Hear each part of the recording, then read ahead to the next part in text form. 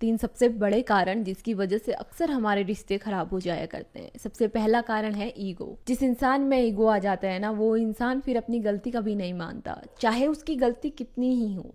वो कभी भी सामने वाले इंसान के सामने झुकना नहीं चाहता है और अपनी गलती ना मानकर वो अपने रिश्तों को और कॉम्प्लिकेटेड बनाकर खराब कर देता है। ईगो में पड़े हुए इंसान को आप कैसे भी नहीं समझा सकते हैं। वो खुद को ही सही मानता है और वो जो सोचता है उसे लगता है कि वो सही है, चाहे कैसी भी सिचुएशन हो। तो अगर आप अपने रिश्तों को संभाल कर रखना चाहते हैं तो सबसे पहले ईगो को साइड में रखिए। छोटी सी माफी से आपका सालों का रिश्ता बच सकता है, तो माफी मांगने में कोई बुराई तो नहीं है। दूसरा कारण है कंट्रोल करना। जब भी आप किसी की लाइफ को कंट्रोल करने लग जाते हो ना, तो वो रिश्ता धीरे धीरे खत्म हो जाता है। फिर आप एक रिश्ते में नहीं, ऐसा लगता है कि आप बॉस बन गए हो और आप सामने वाले को अपना एम्प्लॉय बना रहे हो। इस बात से फर्क नहीं पड़ता कि आप किसकी लाइफ कंट्रोल कर रहे हो, चाहे वो आपका बच्चा हो या आपकी वाइफ हो या आपके माँ बाप हो या माँ बाप अपने बच्चों को कंट्रोल करना चाहते हो।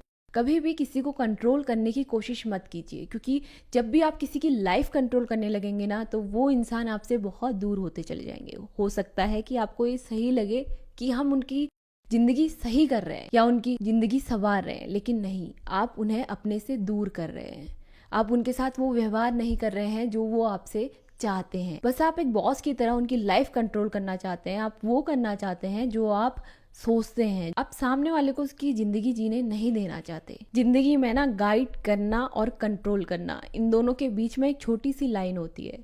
आप जिंदगी में आप सबको गाइड कर सकते हैं, लेकिन आप किसी की लाइफ कंट्रोल मत कीजिए। बस इस बात का ध्यान रखिए कि वो पतली सी लाइन कहाँ पर है। जब आप अपने बच्चों को भी कंट्रोल करना चाहते हैं या उनसे वो करवाते हैं जो आप चाहते हैं, उनके हिस्से के डिसीजंस आप लेते हैं, तो वो बच्चा जब अपनी लाइफ में उतरता है, जब उसे डिसीजंस लेने पड़ते हैं, वो डिसीजन नहीं ले पाता। उसमें इतनी समझ नहीं होती है कि वो एक अच्छा डिसीजन ले पाए या अपनी लाइफ में कुछ कर पाए। अगर आप ये सोचते हैं कि आप किसी की लाइफ को कंट्रोल कर कर उसकी ज़िंदगी संवार रहे हैं, तो ये बिल्कुल गलत है और रिश्तों के टूटने का सबसे बड़ा कारण ये भी है।